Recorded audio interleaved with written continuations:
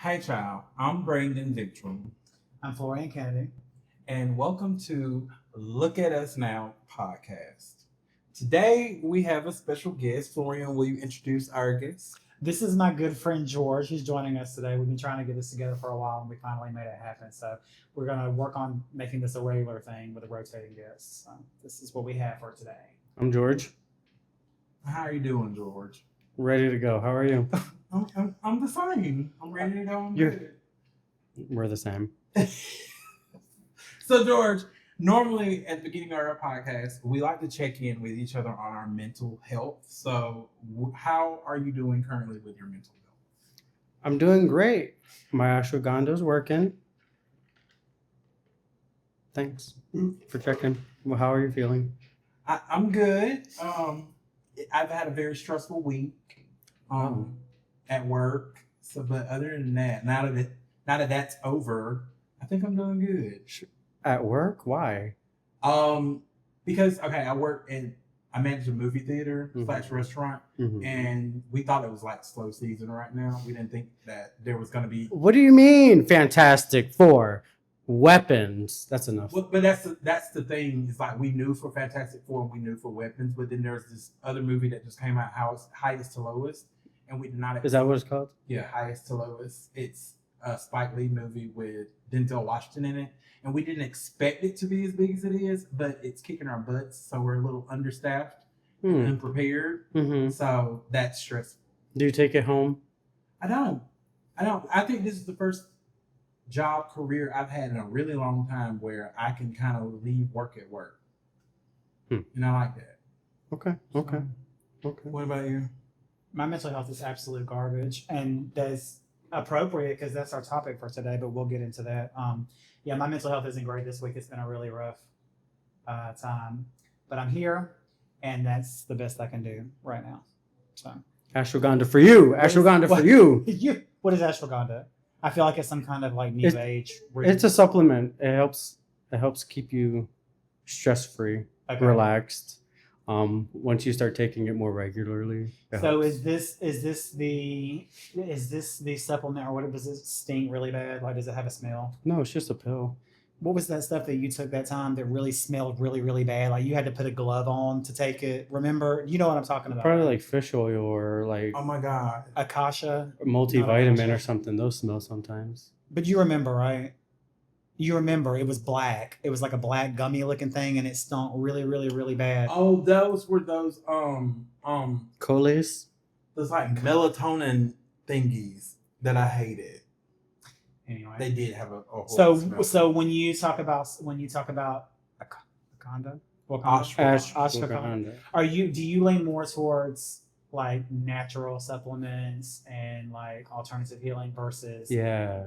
I'd be a holistic doctor if I was a doctor.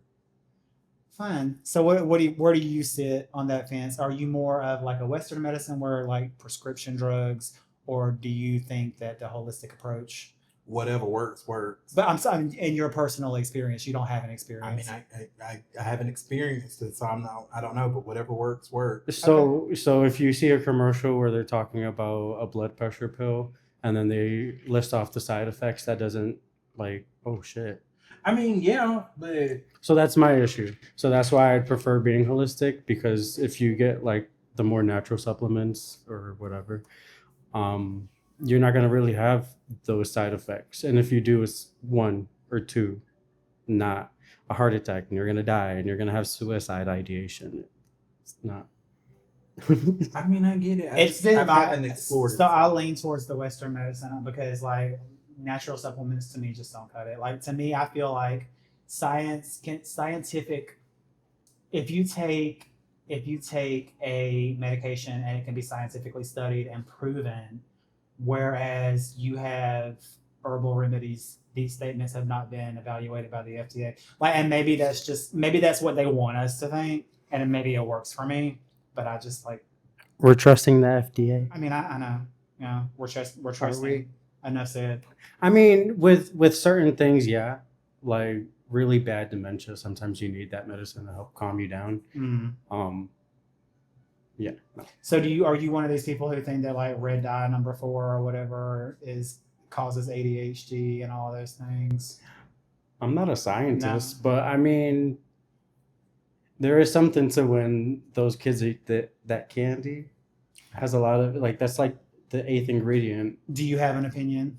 You have no opinion. I don't, but I was about to say that the conversation that we're having kind of leads into the topic of today. Okay. So the topic for today is mental health and American health care. Yes. So this was your topic that you chose. This was my topic. So can you give us a little? I will definitely get us started. Okay. So this podcast has taken some hills and valleys over the past few episodes, and I'm trying to find a sweet spot because I like to talk about things that are current and that affect people, and that are very serious conversations that need to be had. Whereas Brandon doesn't really like that route; he likes the more lighthearted things. So I feel like today we can land somewhere in the middle because I feel like mental health is something that affects every single person in every aspect of this world. Like no matter who you are, where you're from, what your beliefs are, that's something that is going to affect every single person. And I don't think that it's a conversation that is had enough. Just to find a starting point is that I've been in the depths of a very, very, very severe mental health crisis over the past couple of weeks. And my experience has been that mental health and American healthcare going hand in hand. It's a recipe for disaster. This is why we are losing so many people at such an alarming rate, because it's something that people don't talk about. It's something that everybody struggles with, but there's still such a stigma. And then even people who aren't maybe directly affected by it themselves, they're still affected on some level, right? Because you and I discussed earlier that you've never really had an experience with mental health yourself, right? I wouldn't say I'd never had an experience with it. I haven't. It hasn't been something that I've dealt with for a while. Like I guess I've had small moments of depression because I was prescribed an antidepressant for a very, very short period of time. I want to say it was like a month or two. So I've had some experience with it, but I haven't had as much experience with it as you have or other people have. Correct. So yeah. So with prescription psychotic medication, do you feel like there is a holistic approach to mental health care as well? Or is that something that we have just kind of gotten to the point where, just take a pill and it's going to fix everything? So it depends on the research. Uh-huh. I had this one family try to take their family member off of the psychotic medicine because of all the side effects, and it's lavender oil. That's what she replaced it with. She did the research, and I guess there's enough research where she believes if she takes it long enough and the right amount that it can help calm her down. And I don't know if you guys know what sundowning is. You do? No? So people with memory issues will like have episodes and it's around the same time for each person every day. And for the most part, it's around like 5 o'clock, 6 o'clock, around dinner time. And they'll just start freaking out. They don't remember where they are. It's just. And this is particularly with older people, like, right? That you're Well, lately there's a lot more younger folks coming in with dementia. Okay. Like, I have at least 2 residents in their 60s. I've seen people start getting diagnosed in their 50s. Mm-hmm. Yeah. Could you elaborate more on when you're seeing these people, like as to what it is that you do? Yeah, I work in memory care. So, in other words, a place that I'm probably going to end up in a few years. It can be any of us though. Correct. It's crazy. But I've seen a lot of alcoholic. I don't know, what is it called? Alcohol. They get it from alcohol. Okay.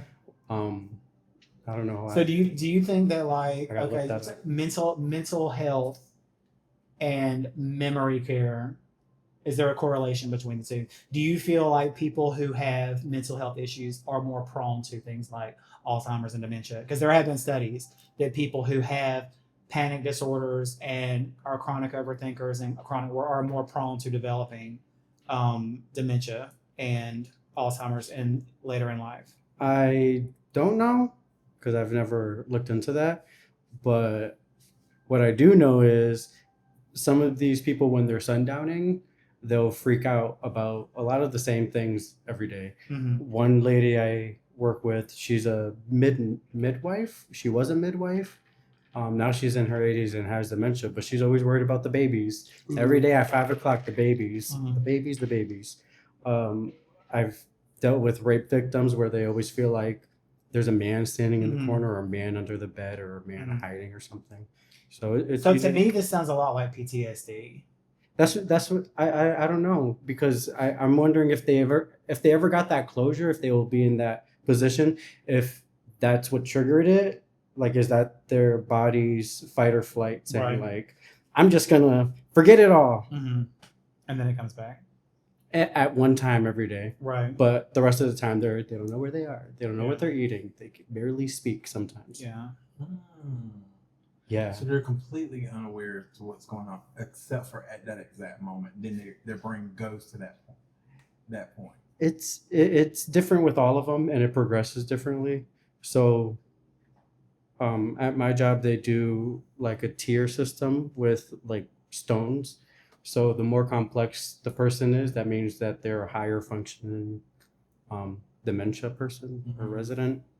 And it has a lot of corners and a lot of specific details on an emerald. So that's why they're like, okay, so that person can function really well. They can carry a conversation. They might get a little bit lost, but they're there. And then all the way at the bottom, the last stone is a pearl, because they're really smooth, they're really simple. Mm-hmm. And those are usually the residents that need total care, can't Mhm. really speak, can't really eat, they really don't know what. Mm-hmm. And it's sad. Yeah, it's so It's very sad. sad. Both It's of so my sad. both of my grandfathers were affected.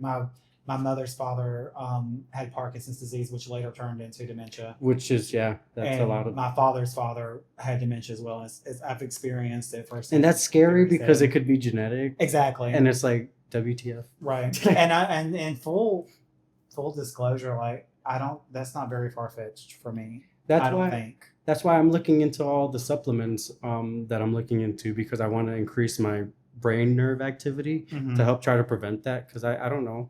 And I'm young enough where I think if I get enough of it in me, that I can prevent not all of it, but some of it maybe. Right.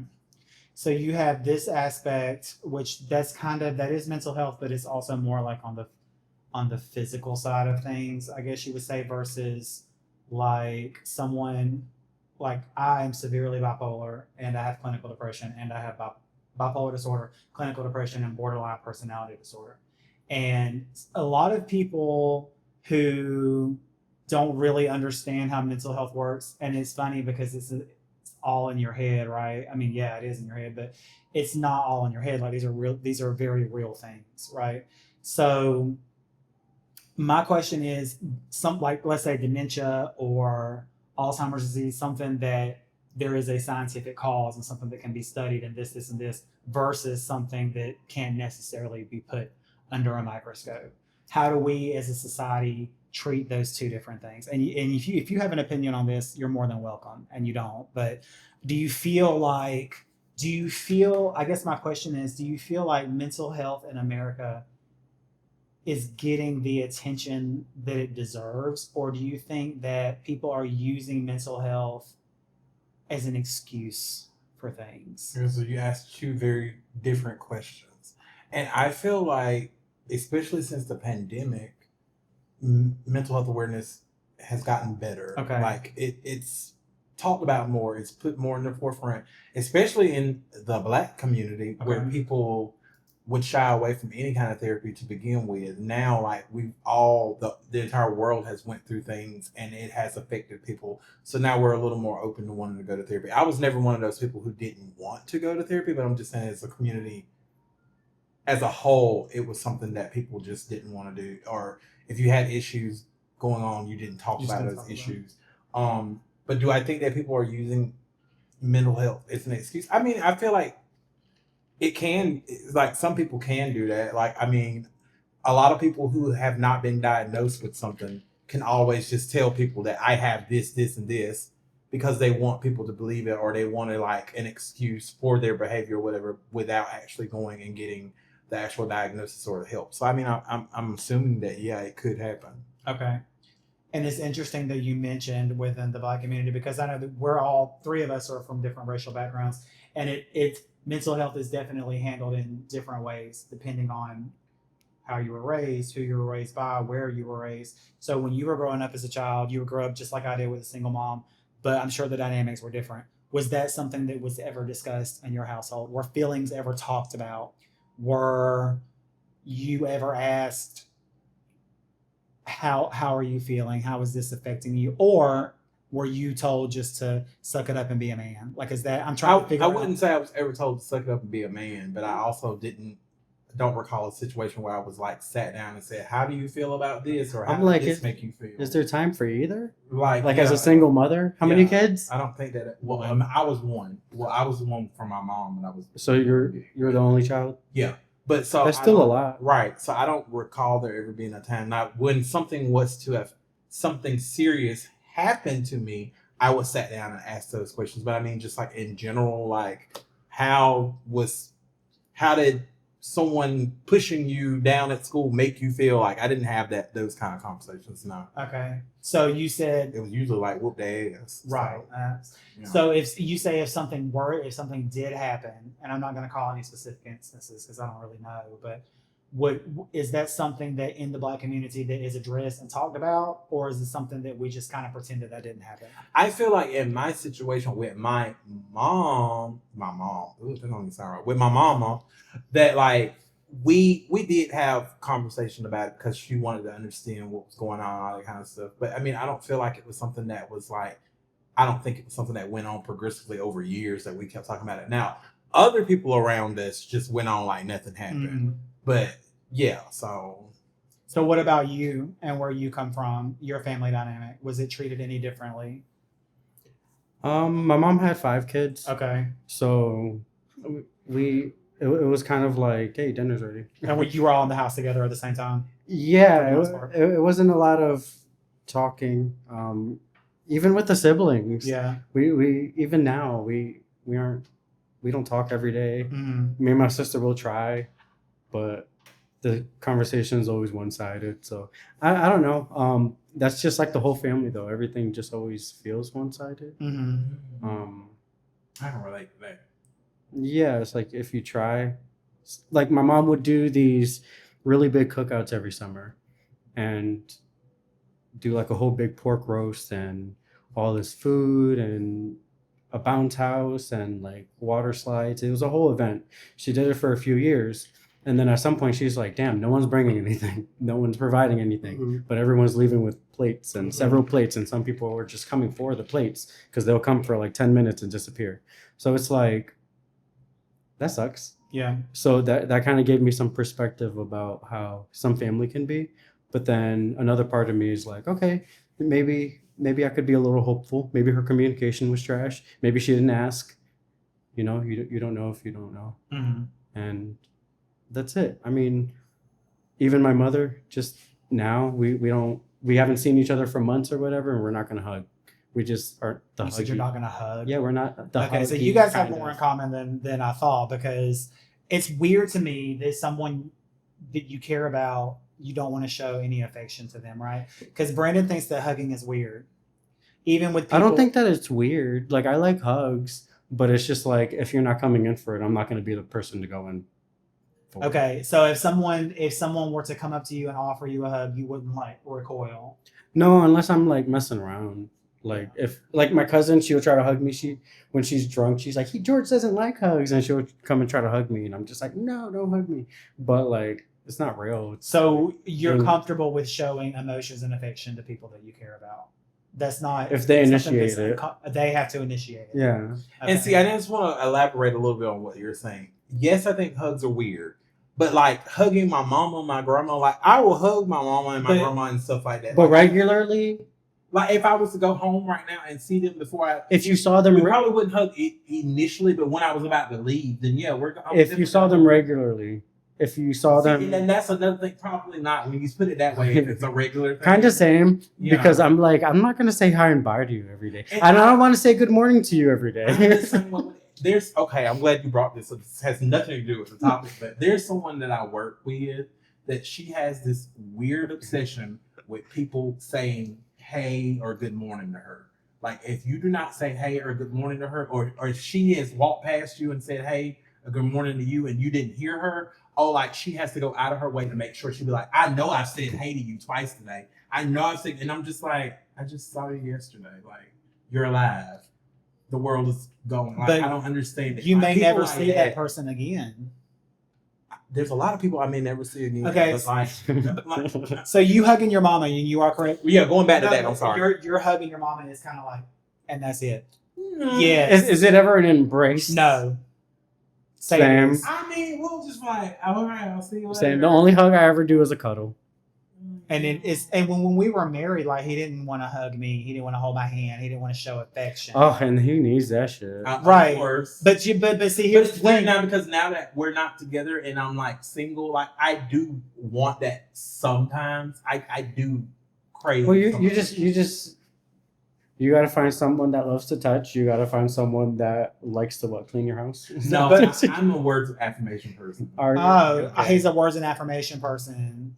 When I would say I love you, and his response would be, I know you do. That's not But- not what I mean by words of affirmation. Sometimes words Yeah, of affirmation is yeah. like I see you're working on something, like good job, or like things like that. Just Right. like saying I look okay, I But- get that, but but- there's more to just affirm than just you love someone. Right, but that's a prime example. If someone is expressing their emotion to you and it's not reciprocated, like, do you not see how that hurts? But when did you ever say I love you? And I said I don't love you. Like how did I not? I know you do is not validating the fact that you love me as well. It's not. Yes. If you're just saying I love you, that's a hard response.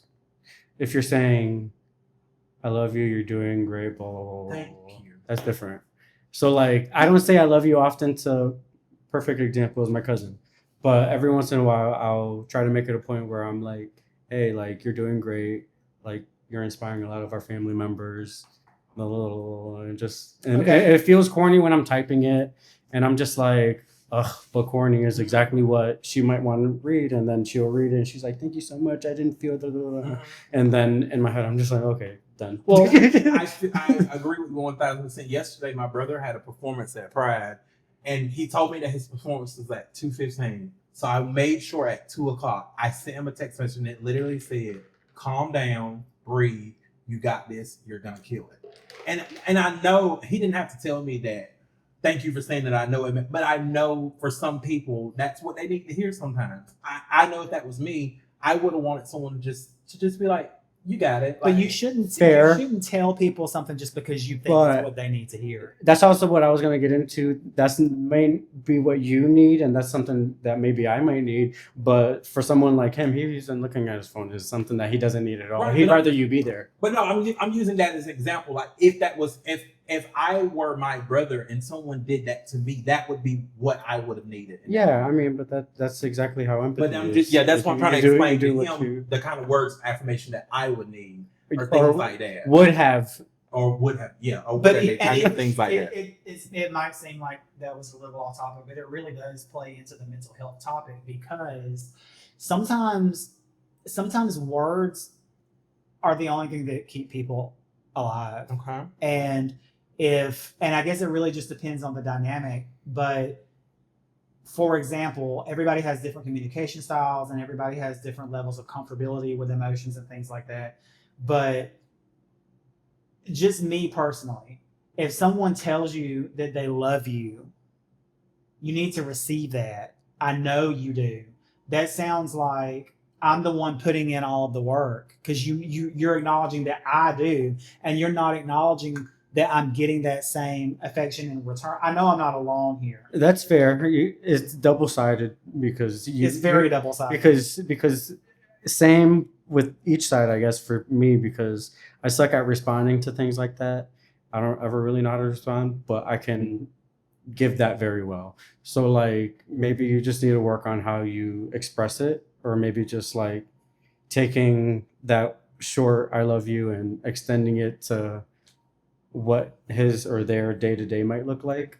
And some And people, you might just need to become a little bit better at responding to something like that. Both of you, I recommend ChatGPT.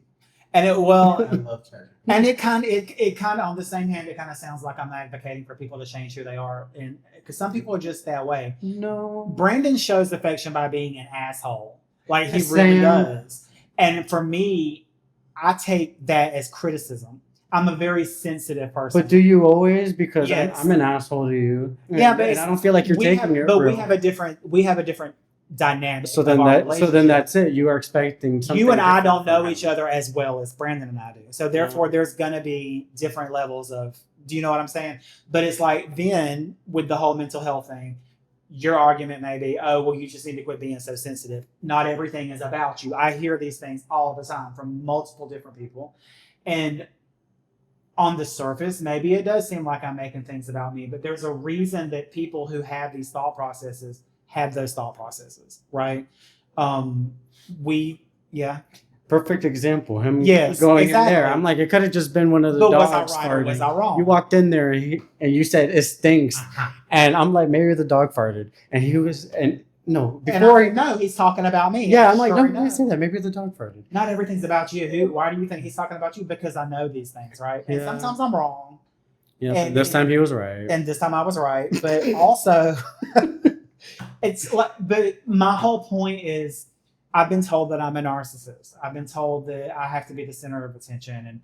And I can agree to some of these things, right? But the reason that I'm wanting to have this conversation is I'm not making this episode about me because I know that there are other people who can relate to what I'm saying. And I'm trying to get different perspectives.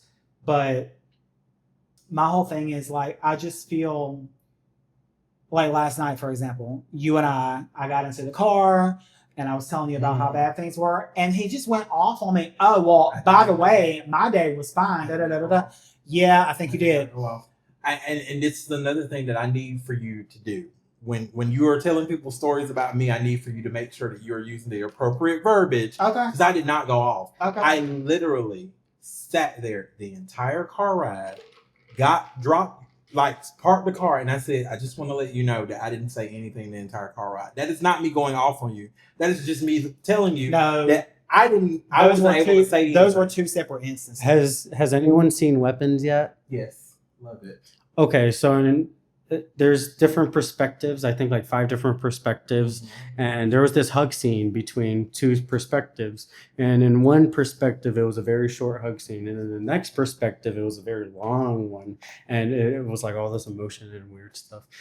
And it sounds exactly like what this is. Like you said X and you heard Z. Mm-hmm. And it's may not like I would have been like, what the fuck is happening? Well, perception is reality because you can see things the way you see them. But that's how you're feeling. That's how you're feeling right in the moment because you're already very emotional because of whatever's happening. And you could have been like, damn, that's crazy. And you would have heard, damn, that's crazy or whatever. And completely think he's disregarding everything, but he just got off of a really long shift and he's tired. And me, when I get off of work, I'm literally hearing people yelling at me. I get hit sometimes. Mm-hmm. So I don't want to talk. Understandable. But sometimes I can receive. And my whole point was, and I think what the point that I made was, nobody has to ask you a question for you to give an answer. If you want me to know how things are, tell me how things are. Okay. Hold on 1 second, George. In order for someone to tell you how things are going on with them, you have to allow them the space to be able to talk. Literally that entire car ride, since we're using this as an example, as soon as you got in the car, you were like a giant run-on sentence. You would say what you had to say, pause, take your breath, and go completely into something else. And like there was never a second where I could just be like, I don't even think I was able to say hey to you when you got in the car. Because as soon as you got in the car, you just kept going on. I don't think my fucking hip is gonna ever get better, and this is going on, and all these, and I'm just sitting there listening to you, and I'm just like, and then when the car stopped and you stopped, I was like, I didn't say anything. That's not me going off on you. That's just me wanting you to observe and notice that you made this all about you. Okay. And this is something that I am learning about myself. And this is why, how we're on this, but okay. but because it all, to me, it all goes hand in hand, Okay. right? It really does. Okay. Because you know me in a different capacity than Brandon does. And if I'm at fault for something, obviously I want to be held accountable for that. But at the same time, I feel like, is this in mental health? This is what I meant by people using it as an excuse or as a victimhood or whatever. Can somebody sit there and say, "Oh, well, it's because of X, Y, Z," even though that is true? It really, really is true. And I'm the older I get, the more I realize I do have a habit of making things about myself, which is kind of what I'm doing right now. But but I want to get feedback from other, and not just me, but people in general. If you know, let me break it down this way. Do you know anybody personally, on a personal level, who has a mental health struggle? I'm gonna rewind. Yes. Only because I want to talk about that card. I guess maybe in your defense, that's all he knows right now. So the only thing he really knows right now is being stressed out, and you're kind of his safe person. So when he sees you, it's kind of like word vomit almost, just like whatever. And he's like, I feel safe. I can say whatever. So maybe if we could rewind time in that moment, reaffirm that whatever he's going through, he'll be all right, blah blah. But then go back to, but damn, I didn't get to say anything. But you're also a person who doesn't like to talk about your feelings. Do I not? Let's rewind a moment. Do I not reaffirm you on everything? Because literally, I'll be at work and you're just word vomiting, texting me all day about the same things, and I'm still reaffirming you. It's gonna be okay. What do we need to do? We need to figure this out. We'll do all that. And then when I see you in person, it's the same continuous conversation. And this is surprisingly on topic because, like he said, my family is not here. I don't have family that lives close by. I don't think any of us a large friend group. I'm just saying in my situation. So I really don't have anybody else to talk to. And like I mentioned at the beginning of the podcast, I am balls deep in a fucking mental health crisis right now. I'm doing everything in my power just to breathe every day. So when you have someone in a mental health crisis, my whole point is I want to bring people to a better understanding that when someone is having issues, it may seem externally like it is all about them, but that's not my intention. If someone is, okay, let me put it to you this way. I love analogies. If someone is in a building that's on fire and there's somebody who's outside of the building that is safe, you're the motherfucker that's on fire. It's about you at this moment. Does that make sense to you? It makes sense to me, and maybe I'm not. No, I get what you're saying, but I think it's a little drastic. You think it's self-centered? No, I'm not saying it's self-centered, but I think it's just a little bit drastic of an analogy. Of course, if someone is in a burning building, everyone's going to be trying to get the person in the burning building out. But I think that's his point. His building is burning. It is. Yours isn't right now. But do you know if my building is burning? You haven't told him. Because I haven't had a chance to. He doesn't. You don't need to give him the chance to. He just does. Exactly. Because he feels safe with you. Do you feel safe with him? When I try to, I can't get it out. That's what I'm saying. Like there's never but there can be a time where you can just be like blah blah blah blah blah. But I think that maybe you're not doing that because of how different it might be, since his is so heavy and yours is probably not as heavy, but you're going through whatever. You don't feel like yours is worth talking about. And see, no, because I still feel like what I'm going to him. I still don't feel. No, I don't feel like what I have going on isn't worth talking about him. I literally, this is not an excuse. I just feel like I don't get a chance to talk about it with him. Fair enough, but with me, I sometimes feel like I don't need to talk about everything that I'm going through all the time. And I feel that way sometimes. And I feel like that about 93% of the time, because it's your life. It's your life experience. And it's just like, sometimes you keep it to yourself and you figure it out. And that's kind of how you get through it. Sometimes it's not always other people that you need. Sometimes it's all already within you. You just got to play with your tools in your toolbox and see what you got in there and see how you can make it work for yourself. Like, I swear I have ADHD. but I don't plan on taking any medicine for it because I try to work with it. Because you can do without it, right? I'm like, okay, I do this. Like, oh, how can I efficiently get through my life? Like if I'm cleaning my kitchen, I would realize that I start cleaning the whole house. I'm like, all right, let me just clean the kitchen, even if it's a big mess. That'll just keep reminding me I gotta finish cleaning this kitchen, and then I'll work it out. Mm-hmm. I mean, but it's not always the same for everyone. Some people's imbalances in their brain, the chemical stuff, is very imbalanced. Right. And mental health has many different faces. Like I feel I like I'm really trying really, really hard to stay true to the topic. And I have a really bad habit of not expressing myself in the way what's in here is not coming out here. But I feel like in America right now, we're not going to get to the politics of it because that's a whole nother episode. But now more than ever, mental health is a struggle for people.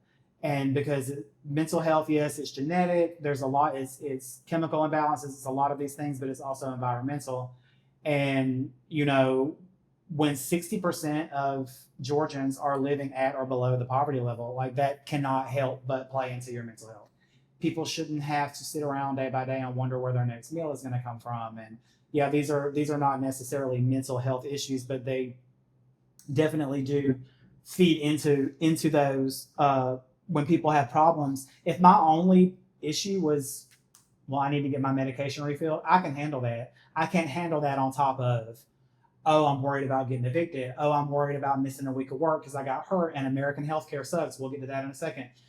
I feel like there's so many pieces to the puzzle, and we as a society, especially in our community, because that's another stumbling block for mental health because it's different for us, right? We just kind of need to figure out how to, even if we don't really understand each other or disagree with each other, whatever the case may be, we try to work at some kind of a way to fit it together and help each other out, because like at the end of the day, that's the only thing that's going to save us is if people try to understand us, right? And I just, like, for example, I had an accident on my way to work about a week ago. I missed the week of work. I do have health insurance, but I had to pay out of pocket because I didn't meet my deductible. Why am I paying you a premium every month and I still have to pay you money? Like, American healthcare is a scam, right? And then I run out of my mental health meds. My doctor refuses to refill them. Like, why are these things happening? Why is this the society that we live in where people are suffering and it's like, oh, well, what's supposed to help you is just going to make you suffer even more? And my voice, I feel like it goes unheard because when I open my mouth to talk about these things, oh, well, that's just how it is. Oh, well, somebody could always have it much worse than you do. Oh, well, at least you do have a place to live. At least you're not on the street. Like, these things may be true, but that's not making my situation any better. And then you go into this whole thing where I'm a pessimist, right? People have this really popular opinion of me that I'm a negative person. I don't think that's true. I think that I'm just very realistic about the state of the world that we're in right now. So where I'm at versus where you're at, we're not very far apart when you think about it. But we approach these things very, very differently. And that's what I'm trying. I guess I'm beating around the bush here, but I guess that's why I'm trying to figure out, like, how can 2 or 3 people in the same situation handle things so much more differently, right? Like, how do you handle things like that? How do you handle hardships? How do you, like, is it something that you feel like I'm gonna make it work and it's gonna be okay? Or do you get to the point where you just say, I'm defeated, I'm done, I've tried as hard as I can? I do get defeated very, very, very easily. But once it comes to like my livelihood, I'm kind of like it'll get better, and that's just always what I go to, even if I feel like it's not. Even if better isn't the best, I know that this is probably the shittiest part, Mm-hmm. and I don't know. I just always hope it's gonna get better. Yeah.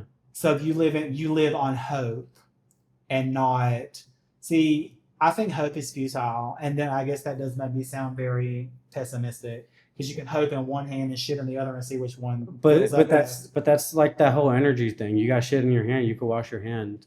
Okay. Like it's not. It's all, and maybe it's a pessimistic thing too. It's like we don't look at it the same. Like, yeah, you got shit in your hand, but like we're not looking at it the same. And I think that it's 'Cause- okay that people don't look at things the same. No, and I think that's where I'm coming from. Like, I have a little bit of hope and shit. We both got the same things in our hands, but I'm just gonna immediately just go wash my hand and just be like, okay, what's next? What can I do? What's blah blah.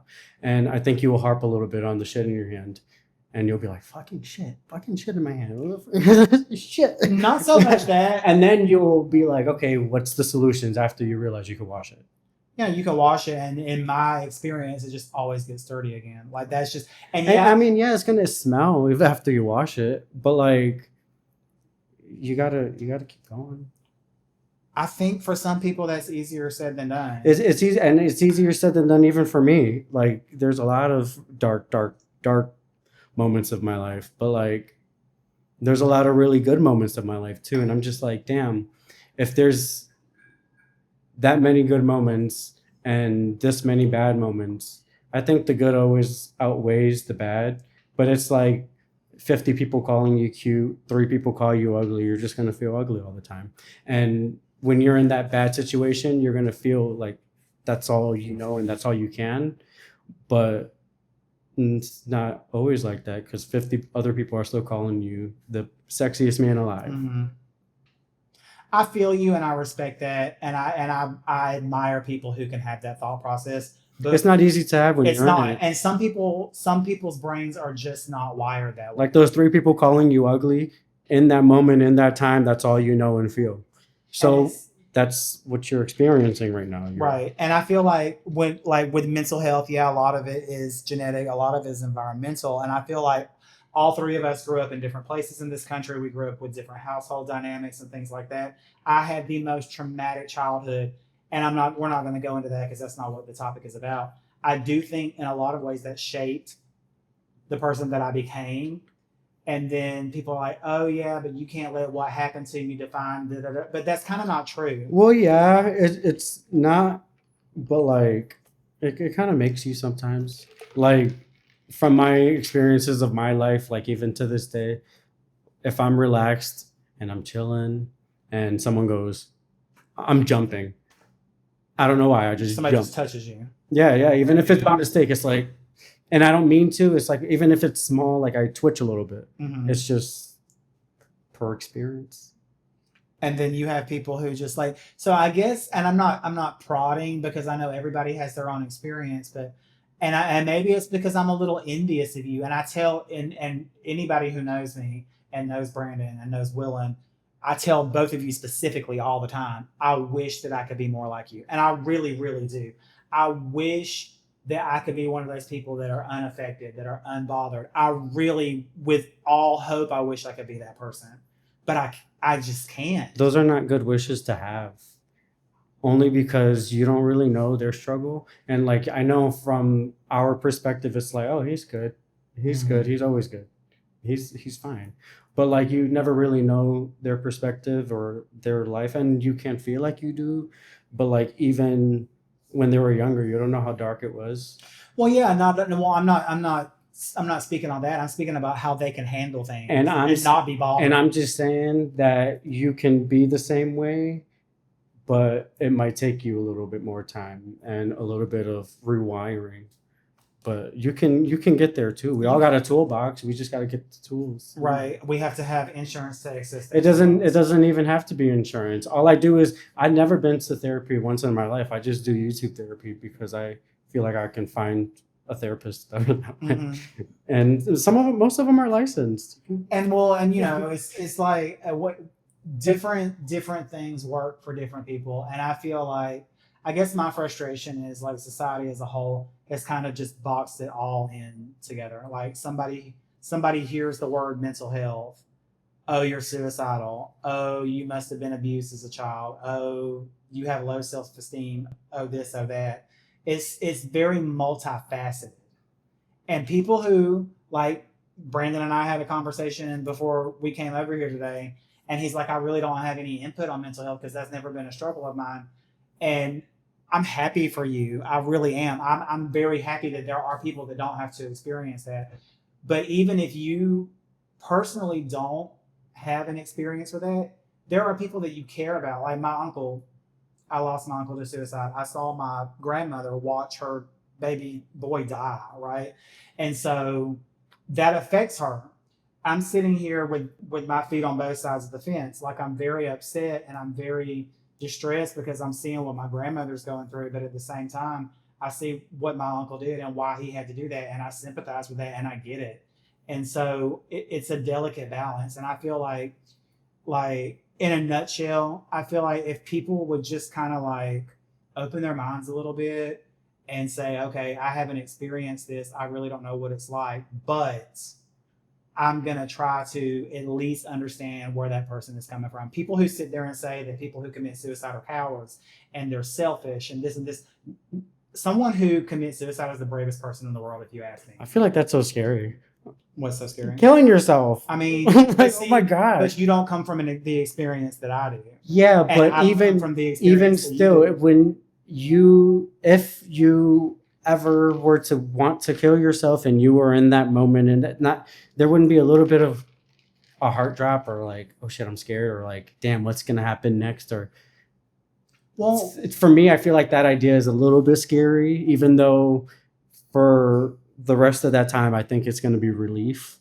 I still feel like, damn. are you scared of the unanswered questions about what's going to happen after you die or who you're leaving behind? Everything, every question that you can think of, plus what Google can think of, is what I'm going to be thinking about. And I'm sure that when I'm taking my last breath, I'm going to have a million more. Right. It's just not an experience. I don't think I care to have. Right. On my own, doing Yes. like myself. Correct. Like if I die, I want it to be, I don't know, in my sleep. Yeah. Yes. I mean, ideally, everybody wants to die in their sleep. Or even there was this U-turn tractor trailer. Y'all We heard were about just that? talking about that today. Like it sounds horrible, but it was quick. Like they were literally like, I'm sure, because from the video it looks like Yeah, there was around here. Mhm. How much are you experiencing of that? Right. So I'm like, that for me, I like for a second it's. But see, for me, it's not even about I'm not worried about the afterlife because I'm an atheist. There is no I afterlife. don't care. I'm not worried about the that pain stuff. because if you know what you're doing, it's not going to be painful. Like for me, I I feel like we're kind of 1-800-HELP now. Yeah, 988. That's the one. 988. We know before they take that suicide line away too. And that's another thing too. It's like in today's climate, it's like people want us gone, like bye. Like there's no help for people. Like there's help, but there's not help. Like there's really not. And so my whole thing about and I don't think this episode ever aired, but we did a whole episode about death one time. And I am enamored with death. I'm so in love with it. I have such a romantic relationship with death, and I cannot wait You should work in a morgue. until my day comes. It would be my dream job. It Why really don't you- would. But We'll talk. but the thing about it is like I feel like fear of death is an irrational fear because it is going to happen to everybody. Okay, but there's a fear of jumping into a cold pool. No, Yeah, well, but that's not going to happen. a to majority of everybody. people dry are gonna be like, "Damn, I gotta It's jump cold. into that It's pool. wet. I get gotta it, but jump." That's not something that is going to inevitably happen to you someday.